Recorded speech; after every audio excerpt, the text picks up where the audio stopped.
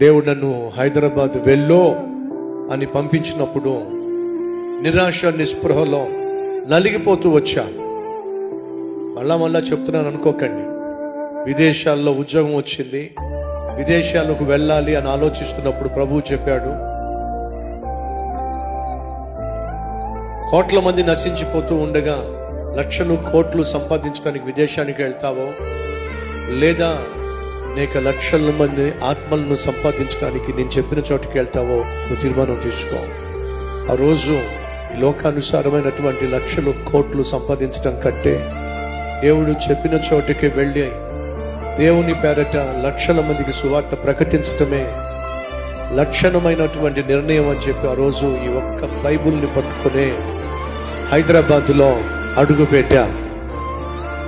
ఆనాటి నుండి నేటి వరకు నాకున్న గొప్ప ఆస్తి ఈ పరిశుద్ధ గ్రంథం. ఈ పరిశుద్ధ గ్రంథమే ఒంటరిగా హైదరాబాదులో అడుగు పెట్టిన నన్ను ఇంత పెద్ద కుటుంబముగా ఆశీర్వదించింది, ఆ ఆధిక్యతనిచ్చింది పరిశుద్ధ గ్రంథం. ఈ పరిశుద్ధ గ్రంథమే లేకపోయినట్లయితే ఈరోజు కల్వరి టెంపుల్ ఉండేది కానే కాదు. నువ్వు నేను రక్షించబడే వాళ్ళము కానే కాదు. సంగమా, వాక్యాన్ని నిర్లక్ష్యం చేయకండి.